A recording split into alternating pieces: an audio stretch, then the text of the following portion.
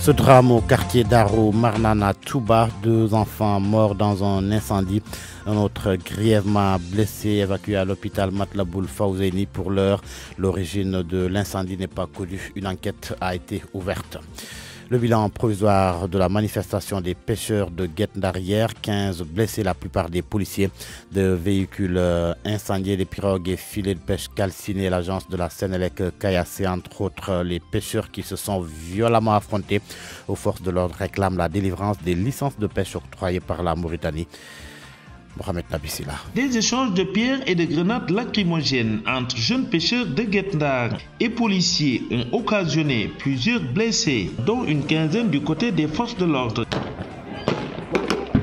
Également, des dégâts matériels importants sont enregistrés. Des pirogues incendiées en même temps que 2 véhicules. L'agence de la Sénélec a été caillassée.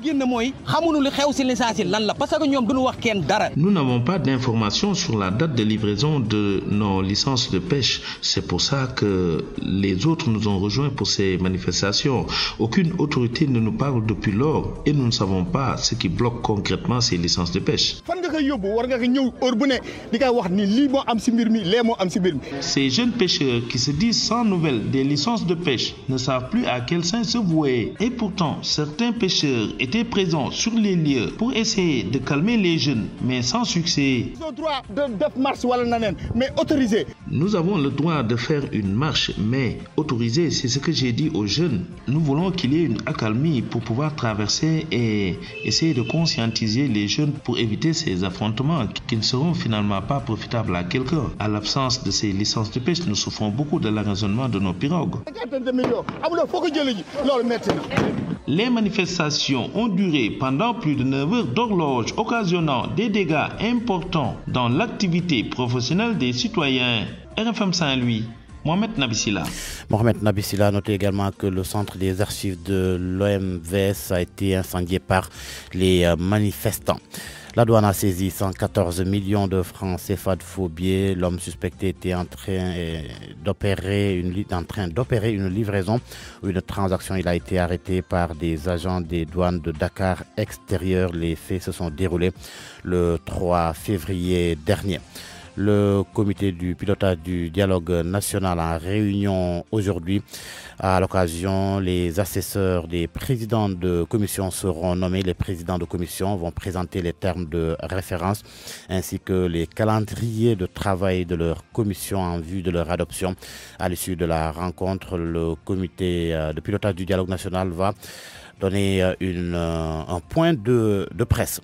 En sport, incident du match AS Pikine Casasport, le club de Ziguinchor joue à l'apaisement. Le président du Casasport appelle au calme et au dépassement. Il envisage également une rencontre entre dirigeants et responsables des supporters des 2 clubs. Toutefois, il annonce que son club récuse l'arbitre de Tambacounda Babacar. Georges Déthidiop, le Flash Info, merci. RFM matin 6h tegal na yent minutes xabaar yi ci gàttal ci wolof Mouhamed Ndiaye salaamaaleykum.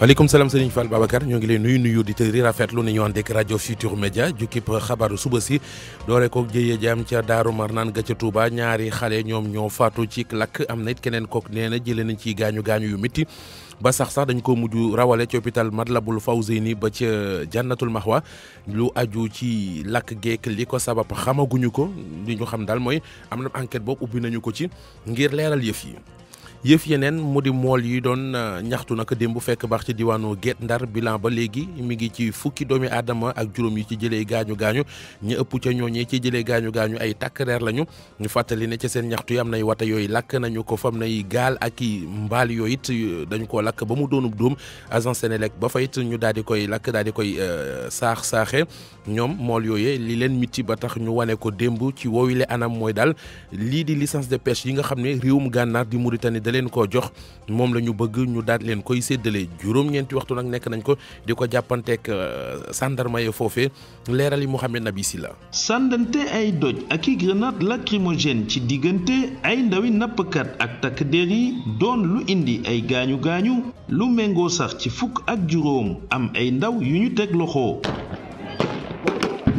mbir mi tar lool ba jaaxal ñenn ñi ndaw yi anu lu leen yëkkati wàllub licence de pêche yoo xam ni amuñ ci benn xabaar. booy li tax lu génn mooy xamuñu li xew si licence yi lan la parce que ñoom duñu wax kenn dara te dëkk bi yëppi nañ leen jéppi goo xamante nii wax dëgg yàlla autorités yi bu ñu continuer di wax ak ñoom kon ñun duñu jóg si problème. kilifa yi nga xamante ni noo ŋànk mbirum napp gi nekkoon ci Gendar dañu tànqam lu mbir mi parce que nit ki bu xamul fan nga koy yóbbu war nga ko ñëw heure bu ne di koy wax ni lii moo am si mbir mi lee moo am si mbir mi. am sax yenn ci nappkat yu ñëwoon ci bërëb bi di jéem a dox tànku jàmm ñaari woto jot nañ leen taal ci bërëb bi. Gendar ils ont droit de def marche wala naneen mais autorisé dañu waroon demander autorisation ñun dañu ñëw taxaw fii pour calmer le jeu c'est pas des lacrymogènes qui vont jeter la bataille dañuy taxaw nu négocier que tout problème am na solution bi mooy ñi nga xamante ni noo ñëw taxaw nii leen jox leen cër nu ànd dem waxante xale yi nu calmer nu wax leen li xew nu jàppale nu si licence de pêche nu liggéey jàmm parce que jàpp yi dafa bare ku nu jàpp sa matériel ay 50 de millions amuloo foo ko jëlee ji loolu metti na.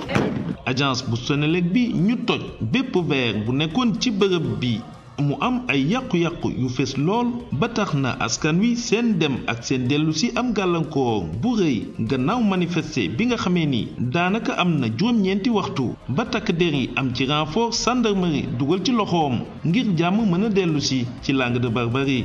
RFM ci Ndar Géej Mohamed Nabi Silla. Mohamed Nabi Silla ay leeral yu bàyyeekoo ci directeur des pêches maritimes muy xam ne am nag déggoo goo xam ne dox na diggante Sénégal ak Mauritanie loolee dëgg la jëm ci yotaan li nga xamante ne ji moo di licence de pêche yi waaye lu aju ci anam yi nga xamante ne ji kon ca lañ koy war a séddale dafay méngoo ak anam yu ñu koy jotee loolee ay leeral la kon yu ñu indi. douane Sénégal saisir na lu toll ci téeméer ak fukk ak ñeenti millions yoo xamante ne ji ay faux billets la ci waa ji ñu ko jàppee ci jamono ji ñu ko doon jàpp mi ngi doon daal nekkoon ci liggéeyam doon def ay transactions yu ni mel ca la ñu ko jàppee agent yu douane Dakar extérieur ñooy ñu ko jàpp yëf yi. bërki démb la maanaam ñetti fan kon ci weeru février ca la kon loolee amee biti réew la ñu jëm ak Guinée Conakry référendum constitutionnel yi foofee nee nañu dañu koy couplé ak élection législative yi benn fan ci weeru mars la ñu ko jàpp loolee ci décret présidentiel boo xam ne kon siiwal nañu ko nag démb ci ngoon ca la ñu ko xamle fàttali leen référendum yooyu dafa jëm rek ci projet buy modifier constitution ba ca boobi di diwaan ci jamono jooju ñu bari ñu fare ci kujje politique yeeg ñiy xeex ak yelleefu doomu aadama ca moomi li réew kon ànduñu ci sëñ Fall Babacar. Mouhamed Ndiaye ci gàttalum xabaar yi jaajëf.